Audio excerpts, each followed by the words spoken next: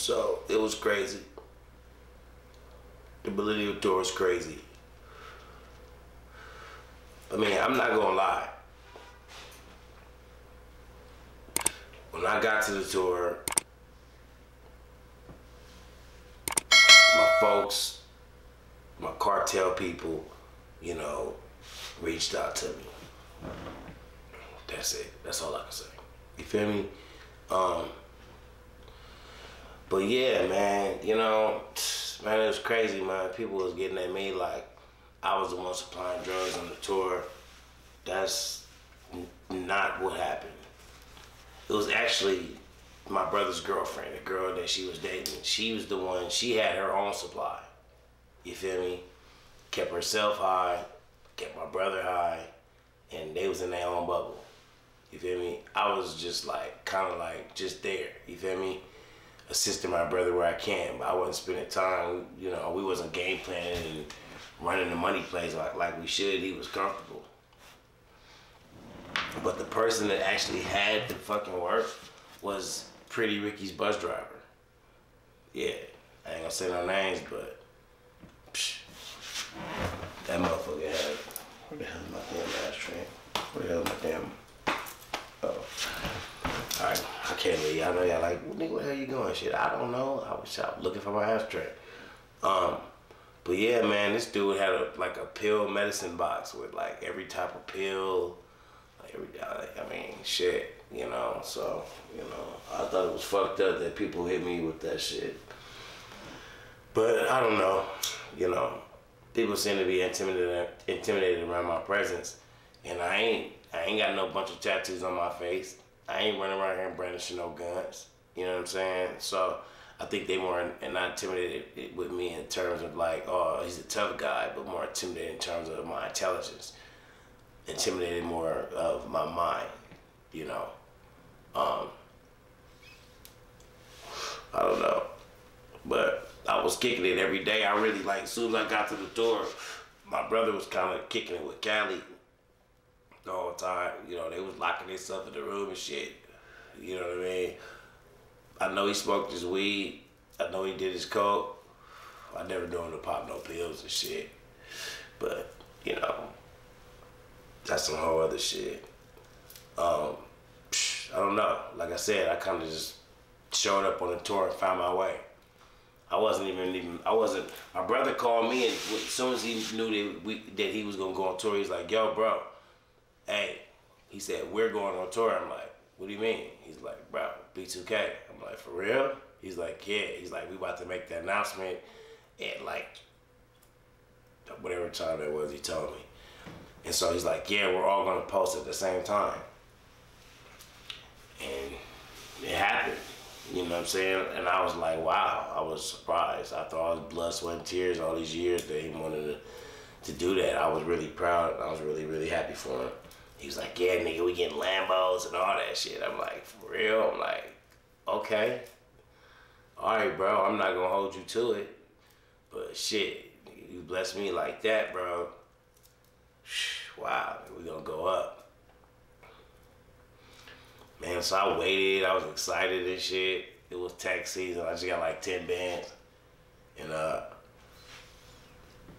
it was crazy because like it was like the day of the tour, like the day before the tour. And I didn't hear nothing from my brother. The day before the tour. Then the day went by, it was the next day. It was the day of the first show. Still didn't hear nothing from my brother. And I'm just thinking like, I know he's been practicing all these weeks, like rehearsing and getting ready for the tour, but at what point is he gonna pick up the phone and call Big Bro? Be like, hey nigga, I got your ticket, nigga, meet me at the airport, nigga, what's up? Or you got to buy your own ticket, you know what I'm saying? Just get out here on the road and I got you. Shit, I ended up having to book my own flight and just pop up in the city where the first show was. You feel me? Found out where the hotel was, popped up, called bro, he answered the phone. I'm like, yo, I'm at the airport. You feel me? Or I think I even told him, I hit him and said, hey, I'm downstairs, what room you in? So from that moment, it was just like, he was like, yo nigga, hop on the bus. So I was just hopping on the bus with bro, and it was good. But he would leave me in different cities and shit like that. Sometimes they would have to hop on the flight and get to the next city to do promos and shit like that before the concert. So I'd be stuck at the hotel room packing all this brand new shit, because every city he went, he bought shit. He went shopping every day for no reason. So I'm dragging hella shit, you know, down to the fucking tour bus, and that had became my life. It came to the point bro started getting me little flights sometime when I had to like stay back sometime. I think I got a couple flights, you know, I think I had to like ride with other people, and I don't know, it was crazy. It was crazy. I mean, his tour bus situation was fucked up. People were stealing from him. They stole his Louis Vuitton jacket off his tour bus.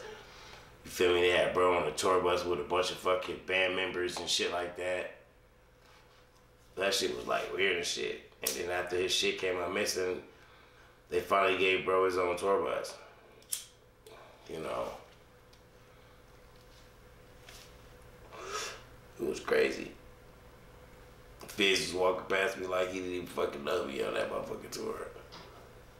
He was acting like a straight bitch. Oh God, he was. And I don't got nothing against him. You feel me? I don't. We all grown men. He ain't did shit to me. You feel me? Boog be talking all that tough shit, but like I said, I ain't got nothing against his ass either, but he be talking all that tough shit like he wanna put some gloves on. It's like, nigga, I ain't put no gloves on. Boy, I beat the shit out of you, nigga, with my bare hands. It's like, but we grown men, so, nigga, it's just like, whatever. You know what I mean? Nigga ain't tripping. Niggas, you know, niggas trying to make bags. You know, that's what this shit's about. So, but, you know, y'all niggas been stopping my bag, and it's okay. I've been getting my bag. I've been doing my thing. So. But yeah, that tour was fucking crazy as a motherfucker. It was crazy, man. Me and every other night, me and fucking Slick, shit, we had a girl. You know what I'm saying?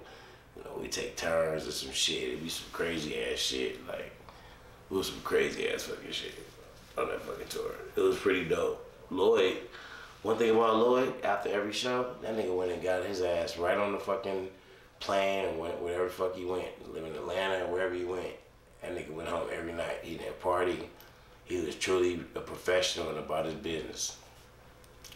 I'll say Mario was pretty reserved. He did his thing. But I ended up like spending a lot of time hanging. Excuse me. I spent a lot of time hanging out with the Yin Yang twins, with D-Rock. Not so much Kane, but for the most part D-Rock. We actually even did a couple records, like him and my brother did a record, and they did one with Cali. So we did like a couple records, but the record was fucking horrible. I'll play it for you guys on one of the next videos. I'll actually play it if you guys remind me. But horrible. I'm talking about my brother. We went over to D-Rock's house in Atlanta to record, and my brother literally just threw some bullshit on the record, and literally wasted D-Rock's time. And I told my brother, I'm like, yo, bro, I'm like, this D-Rock nigga from Yin Yang, you know, like nigga, go on in there, nigga, and lay some shit, bro. You got the opportunity, nigga. You feel me? And he went and fucked off the opportunity, and I couldn't believe it. But I don't know, man. D-Rock, man, I got a lot of love for D-Rock. You know what I mean? We was rocking, and then the head of the tour, Gary, they gave him an ultimatum. It was like, yo, I'm gonna kick you off the tour, or you ain't gonna be a part of this tour if you fuck with RickyRomance. I'm trying to figure out who got in that nigga's tour, who the head nigga of the tour, who got in his head about me. All I know is when B2K showed up to do their photo shoot for the Millennium Tour, guess who was the person that showed up with their clothes? Chris Stokes. My brother lost his fucking mind. Chris Stokes showed up with the clothes. And I wonder why they look so fresh in their pictures for the Millennium Tour. You know, man, that shit was crazy. It was crazy. My Marion was very graceful during the tour. He looked off his brother. Orion had a job. He was doing some DJing at the after party. You know what I mean? Warming up his skills. Shit. During the show and before B2K performed, while the other artist was performing, he got a chance to walk all through the audience. That nigga had like 100 fucking backstage passes on his neck. So you know what he was doing. He was making that money, and his brother was chopping that up. I'm trying to figure out, for my brother, it's like, nigga, if you brought this tour to the table, nigga, you know what I'm saying, why's the business not right? Nigga, why am I selling merchandise outside the venue, nigga? Why don't I have a fucking legitimate job? I had to create my own job. I started looking out for the fans and shit. I started taking my backstage pass and getting motherfuckers in. Slide me some bread, I'll get you in, no problem. Fans know I ain't tripping, feel me? I had to do what I had to do. You know what I mean? So I probably say just getting people in, I probably say I made maybe a couple grand. It was small change, you know what I mean? My overall expenses was about 10 grand, cause that's what I had in my account. I ran through that bitch.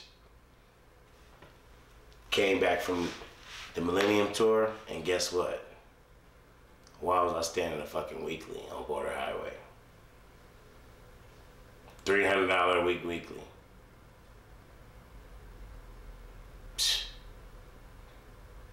Tell me why. We'll talk about that in the next video. You guys stay tuned. We got some questions coming up. You guys hit the comments. Make sure you guys subscribe. Make sure you guys share this video. Thank you guys for staying with me. This is RickyRomance Live. We just getting started, y'all.